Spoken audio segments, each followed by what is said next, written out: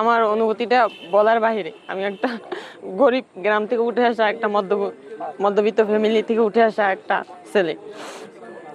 তা আমি কল্পনাও করতে পারি নাই যে বর্তমান পুলিশে এত স্বচ্ছ এবং সৎ নিয়োগ হবে। অনেক খুশি, একদম যেটা আশা করছিলাম যেভাবে মেধা হিসেবে চাকরি হবে ঠিক সেইভাবেই হয়েছে, কারো মাধ্যম ছাড়া। আমার নাম মোহাম্মদ ফেরদৌস। আমি আজকে পুলিশ ট্রেনিং কনস্টেবলের চাকরি পেয়েছি। আজকে চাকরি পেয়ে আমি খুবই খুশি।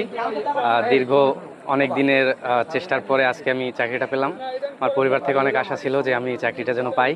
এখন আমি এই চাকরির মাধ্যমে আমার পরিবারে হাল ধরতে পারবো। সরকারি ফিস ৫৬ টাকা তাদের প্রথম রেজিস্ট্রেশন করতে হয়। এই ৫৬ টাকায় রেজিস্ট্রেশন করার পর নিজ মেধা, যোগ্যতা ও দক্ষতার ভিত্তিতেই আজকে তারা চূড়ান্তভাবে নির্বাচিত হয়েছে। যারা খাতায় ভালো করবে, পরীক্ষার খাতায় যার নম্বর ভালো থাকবে, তার জন্য এই পরীক্ষায় নির্বাচিত হওয়া অত্যন্ত সহজ। কারণ পুরো প্রক্রিয়াটি শুধুমাত্র তোমাদের মেধা, যোগ্যতা, নিষ্ঠা এবং পরিশ্রমের উপর নির্ভর করে।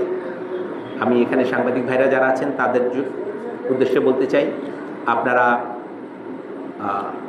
তাদের সাথে কথা বলবেন, জানতে পারবেন যে তাদের অনুভূতিগুলো কী এবং তারা যে কষ্ট করে আজকে এ পর্যন্ত এসছে, তাদের কাছ থেকে আপনারা তাদের অনুভূতিগুলো জানতে পারবেন। ৩ দিনের কার্যক্রম শেষে ২৯১ জন লিখিত পরীক্ষার জন্য কৃতকার্য হয়েছে। ২৯১ জন, তার মধ্যে একজন পরীক্ষায় অংশগ্রহণ করেননি, ২৯০ জন পরীক্ষায় অংশগ্রহণ করেছেন। আপনারা জানেন যে লিখিত পরীক্ষা পুলিশের কোয়ার্টার্স গ্রহণ করে। পুলিশের কোয়ার্টার্সের বিশেষায়িত পরীক্ষক দল আছেন, তারা খাতা দেখেন। তারা খাতা দেখে ৪৫ জন লিখিত পরীক্ষায় উত্তীর্ণ হিসেবে আমাদের কাছে পাঠিয়েছেন। আজকে ভাইভায় ৪৫ জনই অংশগ্রহণ করেছেন।